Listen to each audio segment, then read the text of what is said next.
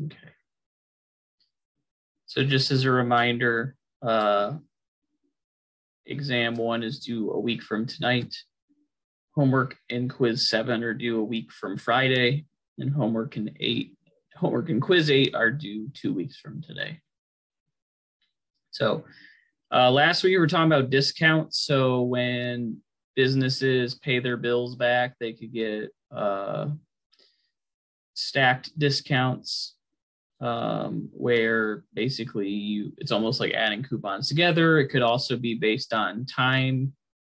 So if you pay within 10 days or 30 days or 15 days, you may get a discount. It depends on whether it's end of month or things like that, or receipt of goods. And so you could get discounts. You might not pay as much as you would pay at full retail price or full invoice price based on a bunch of type of different discounts. Today, we're going to be looking at it more from the perspective of a business and dealing with, okay, how much are you paying, or what are your costs, and what is your markup in terms of your profit margin that you're trying to receive, whether in terms of gross profits, and how much do you need to sell it for, or based on how much you're selling it for, how much did it cost you, or based on your markup, how much should you sell it for, or how much is it selling for. So a bunch of different types of problems. We can also learn how to do a break-even analysis today, and how to factor in things that are perishable, or you might hear of this if you've ever worked in the grocery sector, like shrinkage, which is just kind of like spoiled or broken items. How do we factor that in so you can still break even or make profits even if you're not selling 100% of what you're producing? So these are things that as a manager in retail, you might, or even just in a small business, these are things or different perspectives where you can figure out, okay, instead of just thinking about, okay, like what are my costs? How do I maximize profit like we do in economics? You can think about, okay, like in order for me to stay afloat, I probably need to sell this at a 40 to 50% markup. So how much are my costs? How much do I mark that up? And how much do I sell it for? It's a little simpler of an analysis. It doesn't necessarily optimize. So take principles of microeconomics if you want to learn how to optimize profitability as a business. But in terms of just kind of how the rules of thumb that are associated with and calculating with profit margins, this is a good introduction to that. So this roadmap has a lot. It's not actually all that much. I think last week was a little bit lengthier in terms of the discussion because we had to talk about all these different timelines. So it's a little, I think last week's material was a little more complicated. I think this week is a little less complicated, but there's still different types of analyses that we'll be doing. The first one is to estimate how much your markup is or what your percentage markup is and calculate the selling price based on the cost and how much you're marking it up. And then also to reverse engineer that and calculate the cost when you know how much you're selling it for and what the markup is. The second stage is going to be markup based on selling price. So you can calculate how much you marked it up based on the selling price if you know the percentage. Calculating the selling price again when you know the cost and percent markup, kind of like up here. Calculating the cost when you know the others, and then converting percent markup on cost to percent markup on selling price and vice versa. So basically, really what we're doing is kind of like when we did the percent lecture, we're getting kind of like one formula and we're learning how to rearrange that formula based on the information that's given to us to be able to find the missing value that we're looking for. We'll then apply that to markdowns. So you could have a business we think about markups in terms of, okay, we need a gross profit margin, but we also might mark things down because we're trying to get rid of excess inventory, or we're trying to sell a higher volume. Think of sales and kind of where do we end up selling something at based on, oh, we marked up 30, down 10, down 25, up 10, up 15. where's that final price? So if you go to like Meyer or something like that, and then they have like that orange tag that has like a random number on it that doesn't even seem related to anything, it could be because they've marked it down, marked it down, marked it down, marked it up, marked it down, and then ends up at some random number that doesn't really make any sense. But it's cheap enough to convince you to buy it. Also, we can factor in spoilage loss by pricing in perishables. So like, let's say you produce like, I don't know, 10 pounds of strawberries, but you're only going to sell probably 8 pounds of them because 2 pounds of them are either too bruised, they rot too quickly, you don't sell them fast enough. So how do we factor in that loss while still being a viable business? Because chances are you're not going to sell everything. Something might break, something might be defective, something might be returned. Whatever the reason is, you can't operate assuming that you're going to sell 100% of what you are producing. There's some loss associated with doing business, and sometimes, and you got to factor that in, because if you ignore it, then it can cause problems. And then lastly, we'll talk about calculating what's known as a break-even analysis. So a break-even analysis is basically saying, okay, what is your margins if your overhead is paid for, and then calculating further how much do you have to sell of a given product based on that margin to be able to break even, meaning that your wages and your overhead, all your fixed costs are covered, as well as the per unit cost of producing something marginally or variably. And so any unit beyond what the break-even point is going to generate profit for you that is like in your pocket instead of just offsetting some other cost. So just some terminology before we get started. A selling price is the price that the retailer charges the consumers. So a lot of our analysis will be converting cost to selling price to cost, markups in terms of percentages, or dollar markup. So dollar markup is the dollar value of the markup. The markup is the actual percentage that you're charging extra. You might also call this margin or gross profit. So gross is total profit, but it's not factoring in your overhead yet. It's just looking at the per unit profit. So when we have these terms, that's what we're talking about, is that selling price is just how much the consumer's paying for it that you're selling it them to. Cost is how much you as a producer or a firm is paying to produce or acquire an item that you're then going to resell. The amount in which you mark it up is how much you're trying to gain in value added or profitability from selling an item. So if you buy a book on Amazon for $20 and you try to resell it for $80, well, then your markup is going to be 300% for that, because your margin is 3 times whatever the actual cost was. Operating expenses and overhead. So this is all of the stuff that you have to pay for, essentially, regardless of whether you make anything or not. So these are known as fixed costs.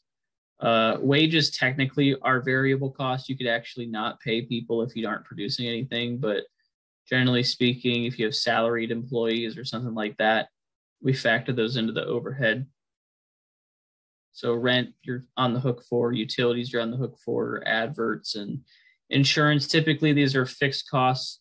Mostly, some can be variable, but they're all rolled into overhead, which is costs of actually running your business, independent of the actual stuff that you're selling. So if you have workers making stuff, if you have people marketing or answering phone calls or paying the electric bill or paying for your factory, that's all overhead. And then net profit or net income is the difference between how much you actually make in revenue minus the total costs of doing business. So gross profit is just how much you make on the sale. Net profit is how much you make on the sale, less all these additional costs and overhead. So net profit is what we think about when we are in economics, where it's just total revenue, not minus total cost is your profit. So all the costs, the cost of production, the cost of workers, utilities, rents, lawyers, etc. That's your total cost. Your total revenue is however many units you sell times the amount you sell them for, or the aggregation of all of the prices and revenue that you generate from each item that you sell. And whatever's left over is net profit. So in economics, we just call that profit. Here it's net profit because gross profit is your pre-overhead factored in profit margin in standard business terminology. So the most simplest form of estimating markup or finding markup is if Gap pays $18 for a fleece jacket and they sell it for $23, well, then the markup's just in dollars is going to be $5 because you just take the selling price and subtract whatever the cost was. So if it costs them, so it costs Gap $18 to make it, they sell it for $23, then the markup, the dollar markup is $5. Most of the time, businesses will think about markup in terms of percentage. So the dollar markup might be relevant to you as a consumer, but from a business perspective, they technically want to look at the percentages. And so different industries have different rules of thumb. So like some industries need a 70% gross profit margin. Others need 30, others need 50. It really just depends on kind of the space that you're in. So if we wanted to determine what the markup was as a percentage, then one way we could do this is by comparing the actual price as a percentage to the cost. So if this was 18 and this was 23 and we knew this was 5, you could compare the selling price to the cost and see what percentages, or you can compare the markup in dollars to the cost to determine what the percentage of the markup was. So this should remind you of the portion or portion equals base times rate thing again, where B is cost, R is or P is selling price,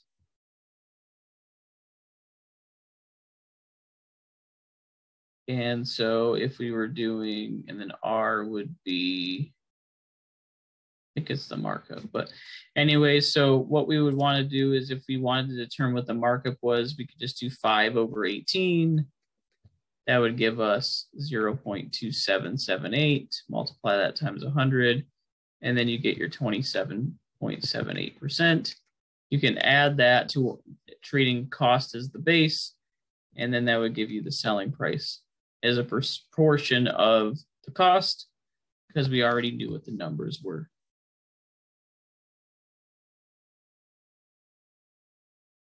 So the percent markup is just the ratio, the representative of the ratio between how much you sell it in dollars to the cost, and then the selling prices percentage is related as a proportion of cost. So this would be the numerator, this would be the denominator. Now, we aren't always going to know what the dollar markup is. We're not going to always know what the cost is. We're not always going to know what the selling price is. So this is only useful when we know everything. If we don't know everything, then we might have to take an extra step. Anyways, this is just a recap of what I just said.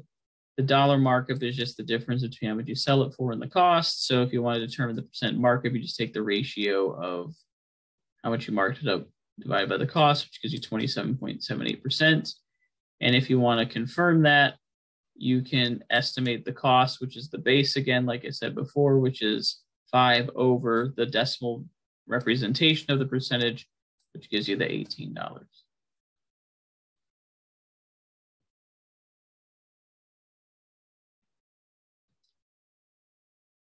So as I mentioned before, we can think about the portion base rate type thing. So portion equals base times rate to reconfigure that to determine the unknown values that we're trying to seek. We also know that selling price, S, is equal to cost plus markup in terms of dollars. So in this example, if Mel bought a lamp for $100 and to make the price profit that Mel wants, they mark it up 65%, then what is the dollar markup and what is the selling price? Well, our equation is this. We know the cost is $100 because that's how much Mel paid for it. If Mel wants a 65% markup on their cost, then what you would do is you would we would convert that 65% to a decimal, make it 0.65, multiply that times the cost. So 0.65 times 100 gives you $65. So your dollar markup is $65. So that's the answer to the first part of the question. The second part is asking for the selling price. So you add the cost to the markup, and then you get $165 as your selling price.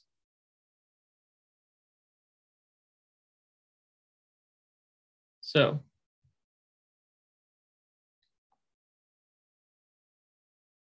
any questions about this?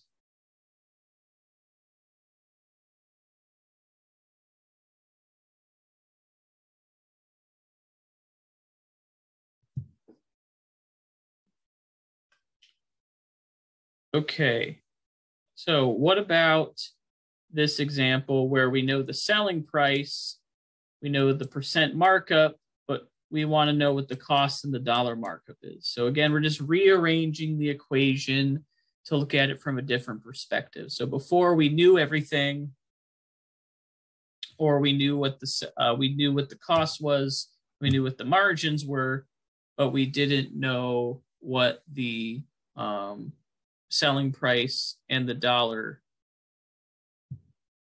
was. Now what we know is we know what the selling price is, we know what the percentage of the markup is. Now we want to find what the dollar markup is again, but we also want to kind of reverse engineer and see how much the rackets cost Jill. So if we have our S equals C plus M equation, we can put $50 on the left-hand side. C is our unknown value because we want to know what the cost is. Since the markup in dollars is going to be 40% of whatever the cost is, we can also express that as a variable as 0.4 of the full cost. So our cost is C, our markup is 0.4 times C. If we want to convert this, we can add this together because C, we can combine like terms. So C plus 0.4C is basically 1C plus 0.4C. So we get 1.4C. Then we divide both sides by 1.4 to get C by itself. That's why these are crossed out. And we determine that our cost is $35.71. So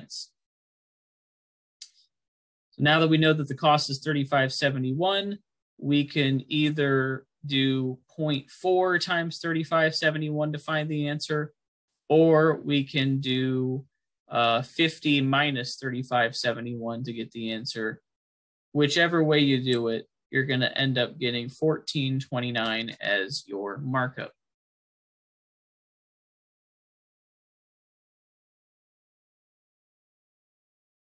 So does anybody have any questions about how I found that?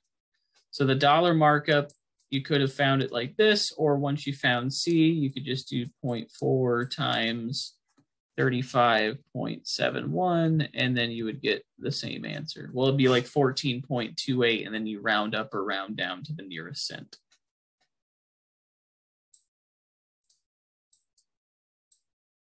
So any questions about that?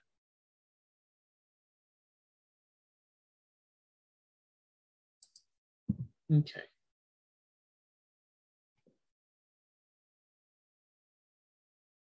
So just another way to think about this is, before we were treating cost as the base, as in 100%, and then the selling price was the markup percentage plus 100%, and then that would give you proportion. Now what we can do is we can look at it based on the selling price being the base, and then the dollar markup as the portion, and then the percent markup as the rate on the selling price. So an example of this is if we knew that we were the market, well, this seems a lot like this is, oh, I get what we're doing here. So now what we're doing is we're determining what proportion of the selling price is the markup. So before, what we were doing is we were comparing dollar markup to the cost to see, okay, what is the gross margin based on comparison to the cost. Now what we're doing is we're comparing it to the price and saying, okay, what is the percent markup compared to the selling price versus the cost? Well, we know the dollar markup's 5 because it's the same example that we had before. But now, instead of doing 5/18, where we were determining the gross margin relative to the cost, we're now determining the dollar markup and the markup relative to the selling price, which is going to be 5/23. That becomes 0.02174. Not 0.2174. Or not 0.02174, but 0.2174. So we get 0.2174, convert that to a percentage, we get 21.74%. And if we wanted to compare that, we could calculate the selling price as our portion, and then take the base of the dollar markup, divide it by the percentage markup relative to the selling price, and then you should back out the original answer of $23. So really what we're doing is just a long exercise in just ingenuity related to changing numbers. This is one thing that is built off of what we learned in chapter 5, where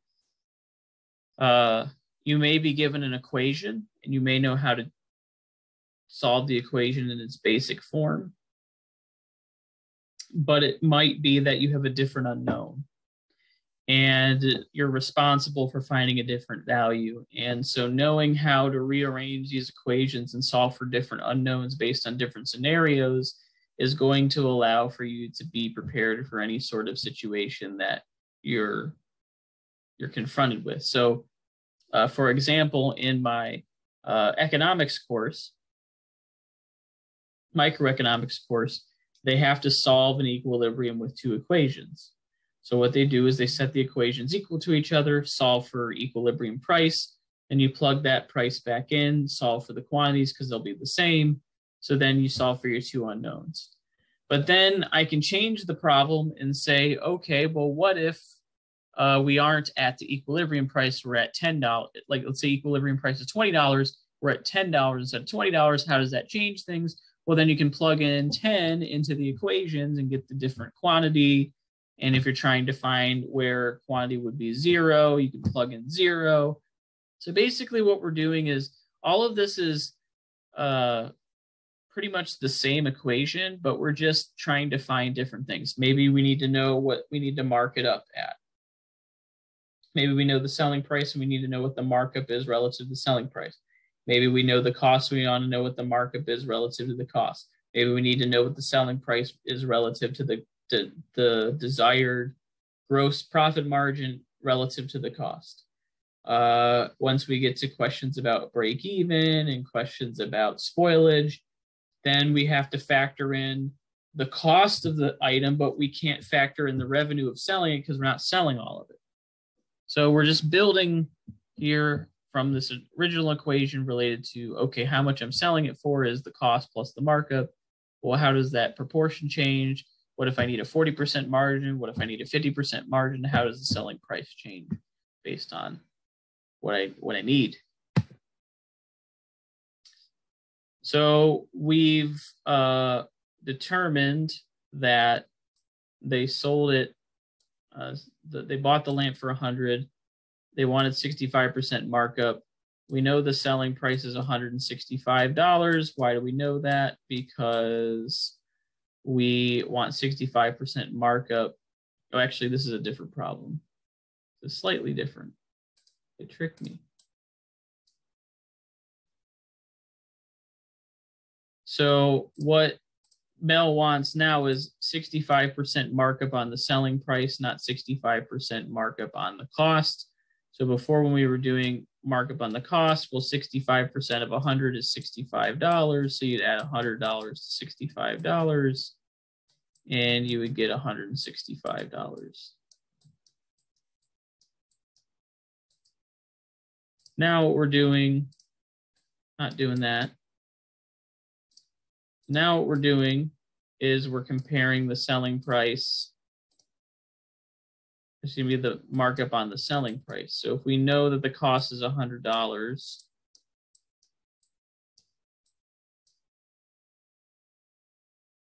and we know that we need 65% margin, but this is going to be now in the selling price. So remember before we were like, okay, 100%, then the margin percentage, then the selling price was like 127%.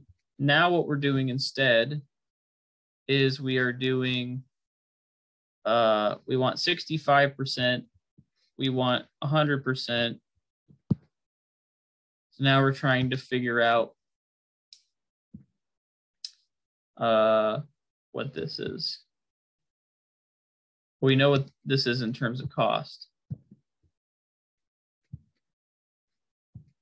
We're now trying to figure out what this is relative to that instead of this relative to this. That's what we're changing here. So what changes is that since this is a proportion of the selling price instead of the cost, then the variable that we use here is S instead of C. We know the cost is $100. We don't know what S is, but we know the markup here is going to be 0.65 times S. So we're left with $100. We need to get 0.65 S on the other side. So we subtract from both sides. We get 0.35 S, which is equal to 100. Divide both sides by 0.35. And then S is going to be equal to $285.71.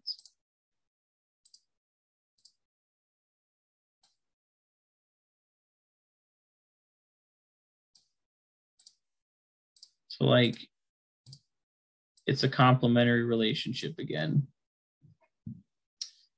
where if we want 65% markup, then that means that the cost is going to be 35% of the total selling price in that case, which is what I had written before, where I was like, okay, this is 65, this is 35. So we need this to be 100. So this is 35%. So what we did was we converted that. This was 35% of the selling price. So we do 100 divided by 0.35 gives you the 285.71.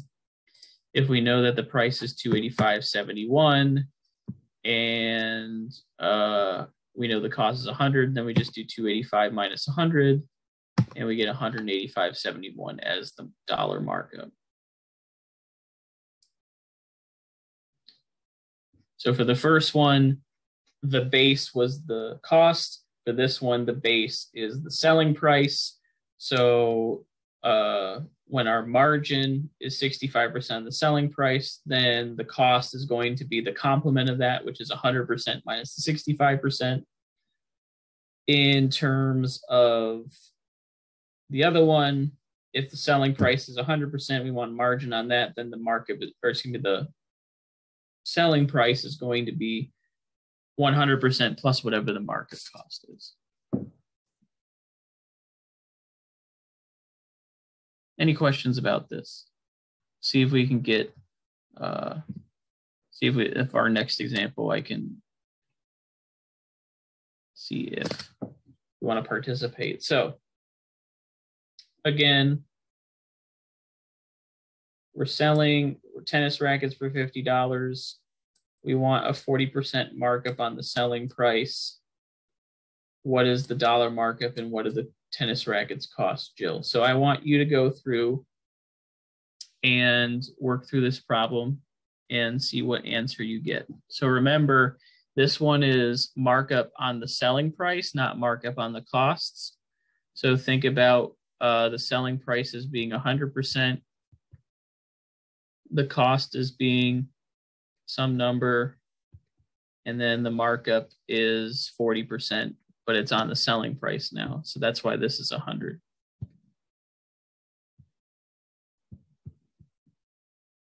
So again, that means the cost is going to be 60% because of the complementary relationship. So knowing this information, go ahead and try to solve the dollar markup and calculate how much the tennis rackets cost Jill to produce.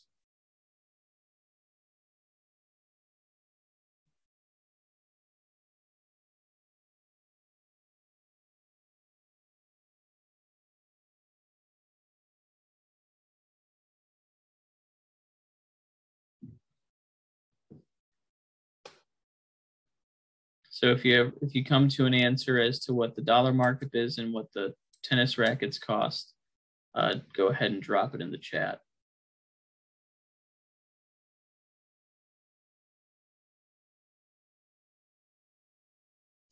So we're trying to find the value of C and the value of M. We know what S is. S is 50. So we're trying to find the value of these.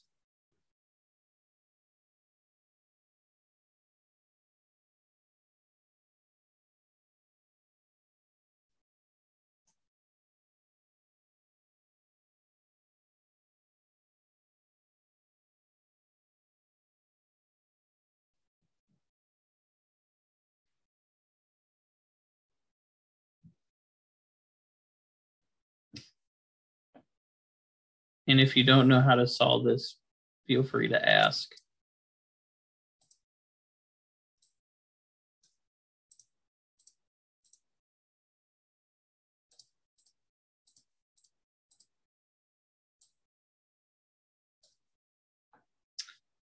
Anne says, is 30C and 20M? I believe you're right.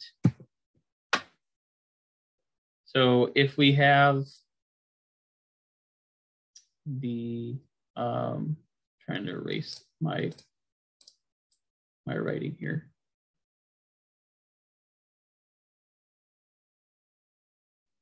So if you think about this, we know that the markup is 0.4 of 50. And so 0.4 times 50 is 20. And then we know C, well, there's two ways of looking at this. You could have expressed C as 0.6S because of the complementary relationship. And we already knew what 50 was. Because remember, I had the 100 and 60 and 40. So you could have just expressed it as percentages. And it had to be 0.6S and 0.4S. Or you can do it this way. But regardless, we know that this is 20. So M is 20, correct? And then if we do 50 minus 20, then C is equal to 30. So good job.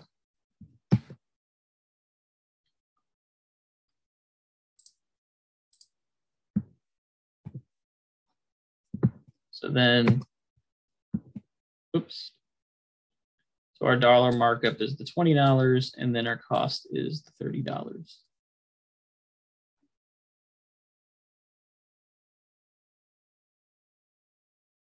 And then this little check here is just saying that the cost, which is what C is equal to selling price, which is 50 times 1 minus the percent markup. So it's 0.6, like I said, so it's 0.6s. 1 minus 0.4s, 0.6 times s. So s is 50 times 0.6. You get this answer right here.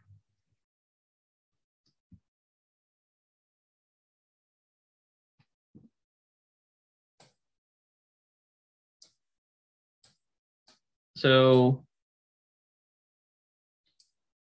just as a reminder, if you're converting a percent markup on cost to a percent markup on selling price, then, and if you want to convert from selling price to percent markup on cost, then you would just rearrange this information. So the reality is that if you wanted to determine what the percentage was relative in terms of the markup relative to the selling price, you're just taking the proportion of the percent markup on cost and then converting it relative as a proportion of the total selling price. So if you think back to before, when we did it before, it was okay, this is 100%. This is 27.78%. This is 127.78%. So all this is saying is we're converting, instead of dividing this by this, we need to divide this by this. So by doing that, we add the 100% because the cost is the base. So you're just saying what proportion of the percentage is it relative to the selling price. And in this case, it would be 21.74% rather than 27.78%. And if we go back 3 slides back, it'll confirm that's the correct answer. If we want to convert from percent markup, or excuse me, percent markup on selling price to percent markup on cost, then you go the other way. You have this one, which is this number, 21.74, and then you would do 1 minus the percent markup instead of 1 plus, because again, we're proportioning it differently. So in this case, it's 100, and then that's 21.74. And then so we're trying to find it as a proportion of cost. Well, it's going to be 100 minus 21.74%, which gives us 0.7826, and then 0.2174 over 0.7826 gives you 27.78%. So as I mentioned before, really all this is 2 equations.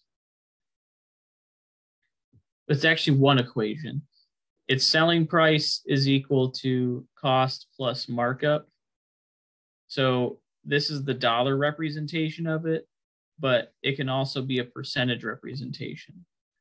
So if the selling price, if we're comparing things to the selling price, then the cost is going to be 1 minus M as a percentage, and then M is M. And then if we have cost as the 100%, then M is M, and then it's just 100 plus M as the percentage. So this is all the same equation, just looking at it from different perspectives. So this is cost being the focus. This is selling price being the focus, and then it's all just derived from this equation. So this is percentages, where cost is the focus, where selling price is the focus, and then the actual equation right here. So if that all seemed complicated, really it's just 3 equations. It's really 1 equation, but expressed as percentages from a cost perspective on this one.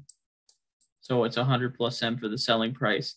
And then here, if it's relative to the selling price, then it's 100% for that.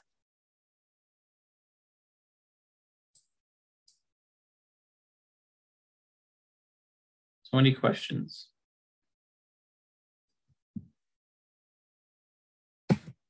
Whoops. So what about markdowns? So a markdown is a reduction from the original selling price, mainly to get rid of inventory.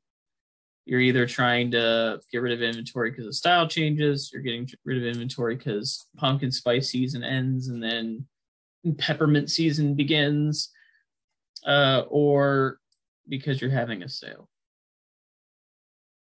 So a markdown percentage is just going to be the dollar markdown divided by the original price, which should make sense because we talked about this. It's just a discount, essentially. So if you get something for 40% off, then the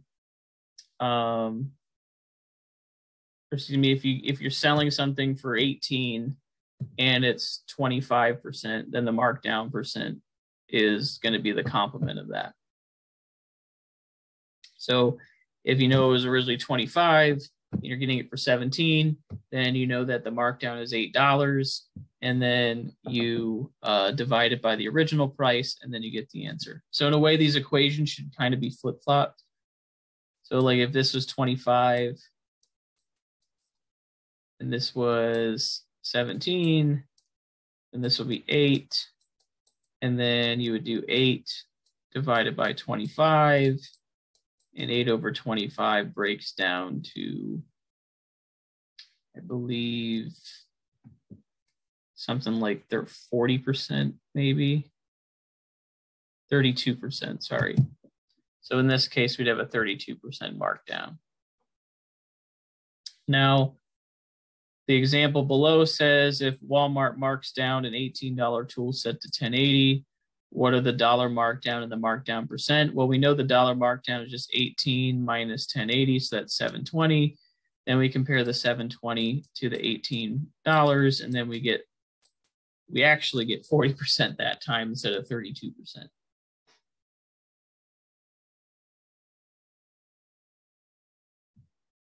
Now, the tricky part is sometimes you have a markdown, sometimes you have markup, sometimes you do both based on the timeline. And so you might get wonky answers as a result. So here's an example. So we got Jones Department Store here. Jones Department Store is paying its supplier $400 for a TV. So we know the cost is $400 because of that. Jones marked the TV up 60% on selling price. On selling price. So that means that in our equation of S equals C plus M, that 100% is attributed to the selling price, which means that 400 is equal to 0.4 S, and this is equal to 0.6 S. That's for the first mark up. Then Jones marked down the TV 30%, and then another 20% on February 28th. So let's just start with the first step. We know the cost is $400, and that $400 is equal to 0.4% of, 40% of the price. That means we know the markup is 60%, then we can do 400 divided by 0.4. And we will get, and the reason that that's the case is if we get S is equal to 400 plus 0.6S, we do minus 0.6S, this cancels, minus 0.6S, we're left with 0.4S equals 400. Divide both sides by 0.4, and that makes S equal to 1,000. So we now know that C is equal to 400. We now know with our original equation that 1,000 is equal to 400 plus 600, where this is M, this is C, and this is S. So that's the first part. Cross that out. We're done with that part. Next phase is that Jones has marked the TV down 30%.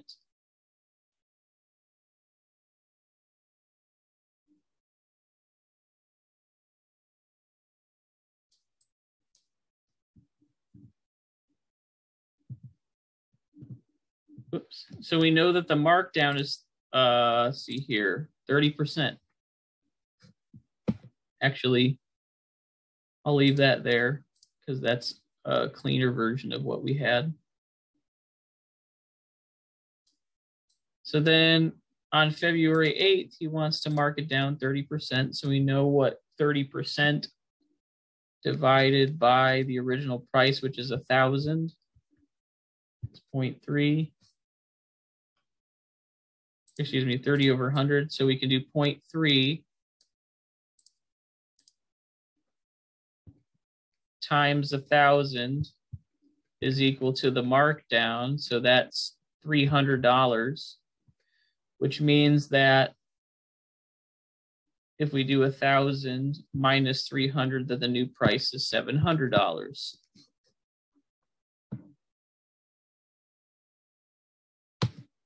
So we're now at $700.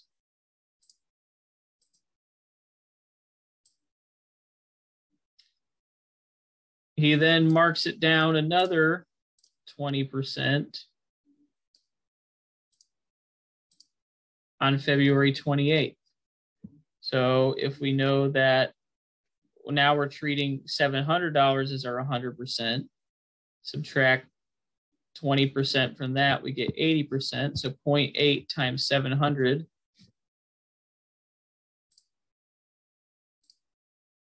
gives you $560. So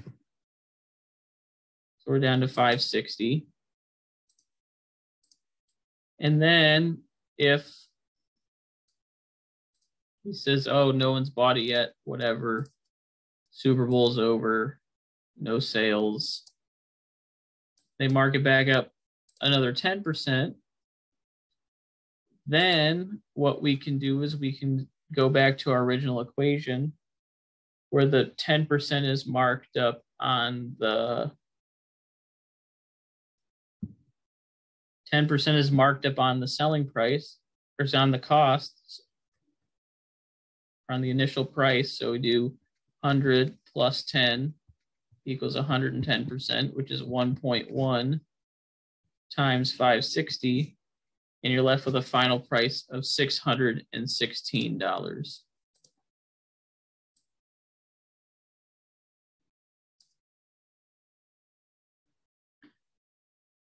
So this is how you end up with wonky prices for things when things are being sold and clearanced off, is they mark it down 30%. No one buys it. It's a normal number. Mark it down 20%. No one buys it. Normal number.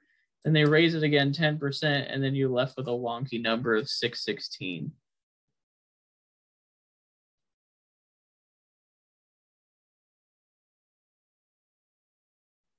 Does anybody have any questions about that?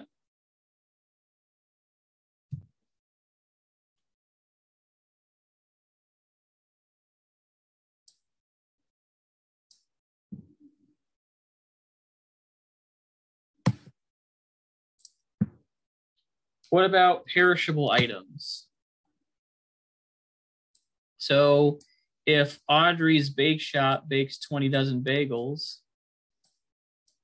it might be possible that not all of them are sold. And unfortunately, bagels don't last forever. TVs could, assuming that the underlying technology isn't made obsolete by the time you sell it.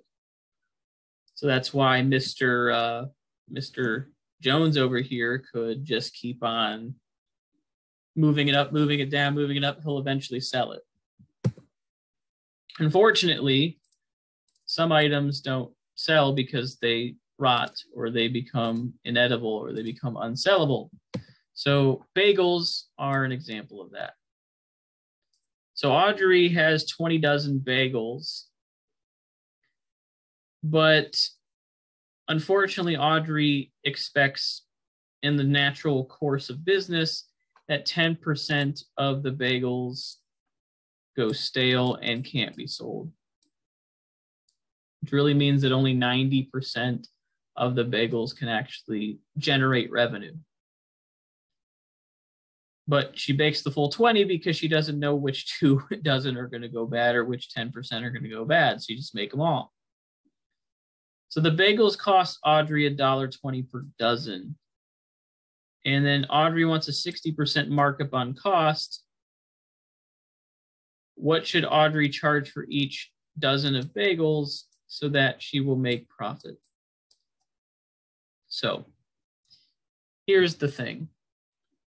It seems like really straightforward because you would think, okay, it's $1.20 is cost, markup is 60%. So our sales price is just going to be $1.20 plus whatever 0.6 times $1.20 is 72 cents. You think, okay, well, it's just $1.92. Who cares about the perishables? Well, the problem is that you still have to pay this is going to only generate revenue for 18 of them or 90% of them, not all 20. So this makes sense if you're selling all of them. Problem is you're not. So what you have to factor in now is the cost of all 20. So what's $1.20 times 20? That should be 24 bucks. This is 24 now. You still want 0.6 times C to be your margins. So 24 times 0.6 becomes 1440.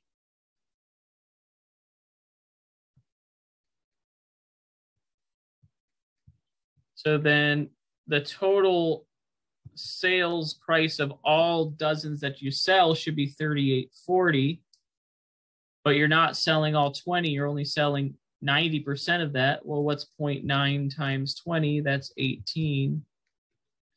So then what you do is you divide 38.40 divided by 18, and that will give you the selling price that will allow for you to make profit on all 20 bagel dozens, but only selling 18 of them. And that gives you about $2.13 per dozen should be the price, which is a lot higher than $1.92. It's an extra 20 cents per dozen. So again, the traditional process only works if you're selling 100% of what you're selling, what you're making. If you're selling less than that, then you have to absorb the cost of all of it. You have to absorb the cost of 100% of it. So this is absorbing the cost of all 20 dozen. And so your total sales should equal $38.40 to get that 60% markup. But because you're only selling 18 dozen instead of 20 dozen, your per unit price goes up. Does that make sense? So for this one, so the S equals C plus M works if you're selling all of it. But if you're not selling all of it, you need to calculate your total cost and your markup for the total relative to the total cost, figure out what S is going to be your total revenue, and then divide that by the number of units to get your price.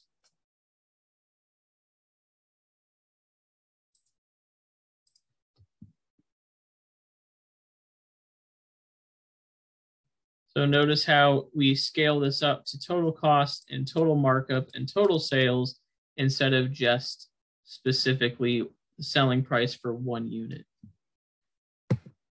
So as I mentioned before, the total cost is 24, 60% markup on the cost gives you 1440. Total sales should be 3840. You're losing 2 dozen, so that means that you're giving up 8. So that means that you only sell 18. So that per unit price needs to be relative to 18, not 20. And that's why you get $2.13 per dozen instead of $1.92. So when you're not selling all of them, you need to factor in and calculate the total cost, the total markup, and the total selling price instead of the per unit markup and the per unit selling price.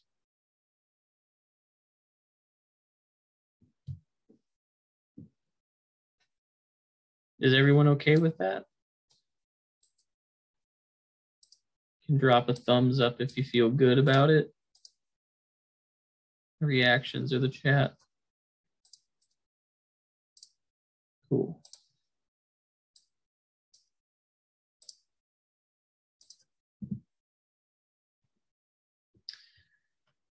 So the next step is to calculate what's known as a contribution margin.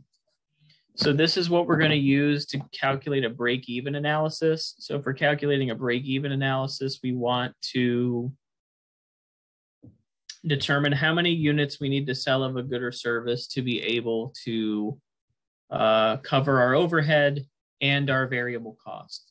So what is a variable cost? A variable cost is the cost to produce, or the costs that change as your output changes. So if your variable cost, it's actually really interesting because technically variable cost is marginal cost in the economic sense, but in this case, what variable costs in general are things that change as output changes. So if you make nothing, your variable cost is zero. If you make a lot, then your total variable cost is significant, but your per unit variable cost might be constant, which we're going to assume for the sake of this example. So you already know how much you can sell it for based on market demand. You know how much each additional unit is costing you at the margins. So now what you're trying to estimate is how much profit, I guess gross profit, you're making per unit based on your variable cost and your selling price. So in this example, Jones Company produces pens that have a selling price of $2 and a variable cost of 80 cents. So the contribution margin is just saying, what is our gross profit per pen that we sell? Okay. So that's just pretty simple. It's just $2 minus 80 cents, which is giving us $1.20. So our contribution margin in this example is $1.20.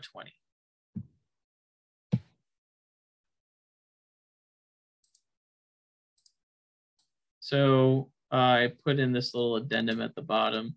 What this means is that $1.20 from each pen sold goes to cover fixed costs and results in profit, assuming that the fixed costs are less than the contribution margin for all units sold, meaning your fixed costs are less than, so if you multiplied the contribution margin times your units sold, so your total revenue or your total contribution margin, if that exceeds your fixed cost, then you will have profit, but there's no guarantee that there is, because maybe you don't sell enough units to cover your fixed costs and you're actually losing money. So operating on the assumption that you sell enough units, then you will make profit eventually. Another way of looking at this is in economics, you have the short run versus the long run. In the short run, you have fixed costs, overhead. In the long run, it's nothing. So the contribution margin in the long run, when your fixed costs are zero, is just your per unit profit margin. But we have fixed costs, so we have to factor in and do what's known as a break-even analysis or a break-even point. So your break-even point is calculated by taking the dollar amount of your fixed costs and dividing it by the dollar amount of your contribution margin. And that'll tell you how many units of that good or service you have to sell in order for you to make zero net profit. Break even, that's what break even means. It means zero net profit.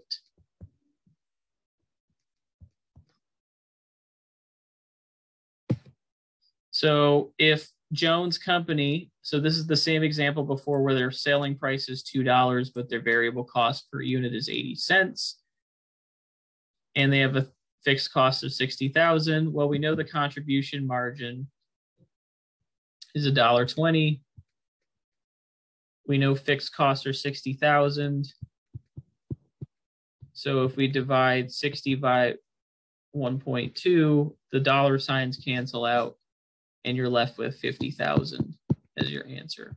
So that means that Jones Company has to sell 50,000 pens in order to break even.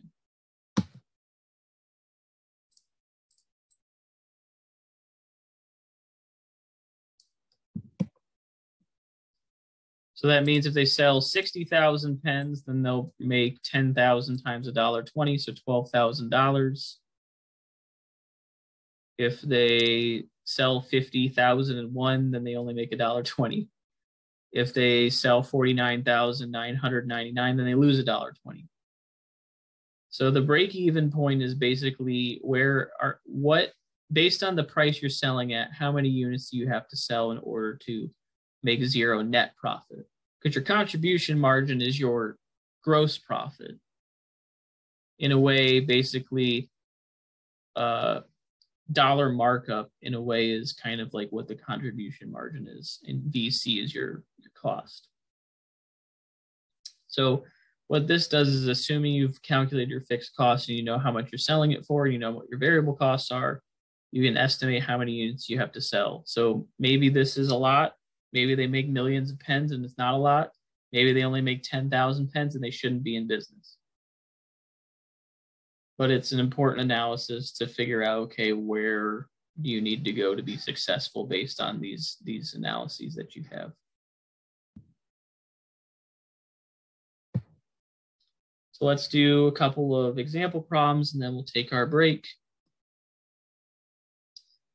So in this example, we have a watch that's cost $2,000. The market percent is based on cost. So that means that this is the 100%, this is 30%, and this is 130%. So if cost is 2,000, then markup is just 0.3 times 2,000, which is going to give you, I believe, $600. But yeah, $600. So M is equal to 600. And then if you add 2,000 plus 600, then S is equal to 2,600. This is 2,600. This is 600.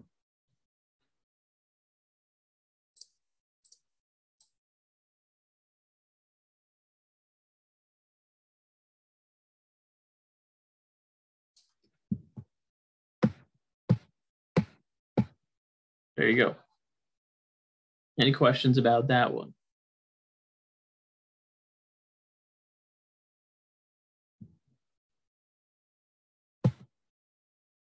And you can check it since you know that this is 1.3. Bam, you're good. So the next one is solving for cost. So we know what the selling price is. We know what the percent markup on cost is. So now we need to know what the actual cost is. So we know S is equal to 6,000. We know this is C, and we know this is 0.4 C. Why do we know this? Because the percent markup is on cost. And so when we do that, this is 100, this is 40, and this is 140%. So we take the ratio. So this is 0.4 times C. So we now know that 6,000 is equal to 1.4 C. So we divide both sides by 1.4. We get C is equal to some number.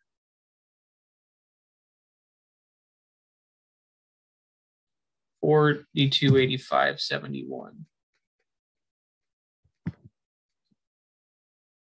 is the actual cost.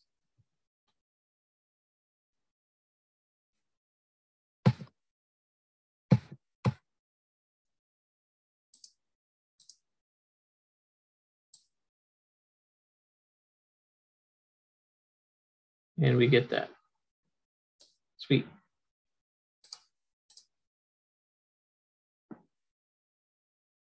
Any questions about this problem?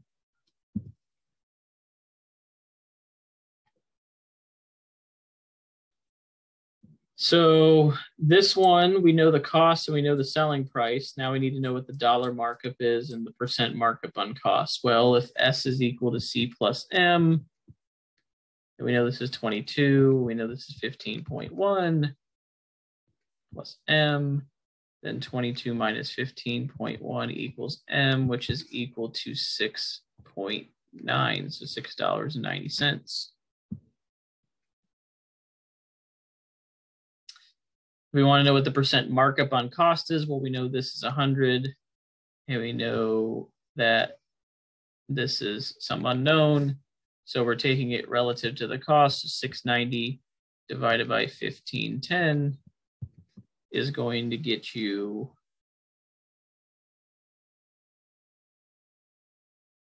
.4569. Oops. Move this over to a percentage, so we get 45.69%. Here we go.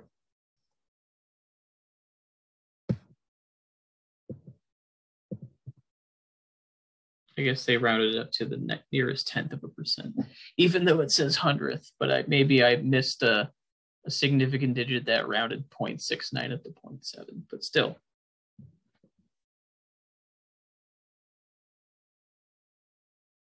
And if you have any questions or need clarifications, please feel free to chime in. I don't want to zip through this. I know it's evening and everyone's hungry and wants to get on to the evening, but if you need some clarification or aren't quite sure about something, please feel free to ask.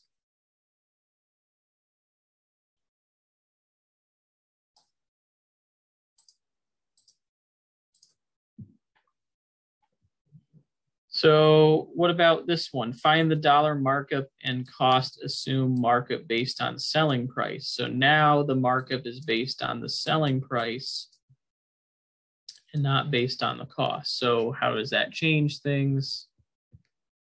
We know this is 1,000. Remember that this is the 100% now. So this means that M is equal to 0.45 times S. And these need to add up to 100. So that means that this is 0.55 times S. Let me rewrite that. It's messy. So this is 55% of S. This is 45% of S. So we're trying to find the dollar markup. Well, the dollar markup is just going to be 45% of 1,000. So M is equal to 450.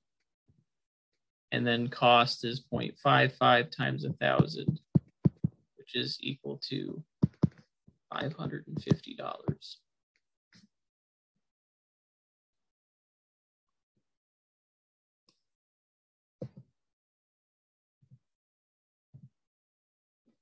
There you go.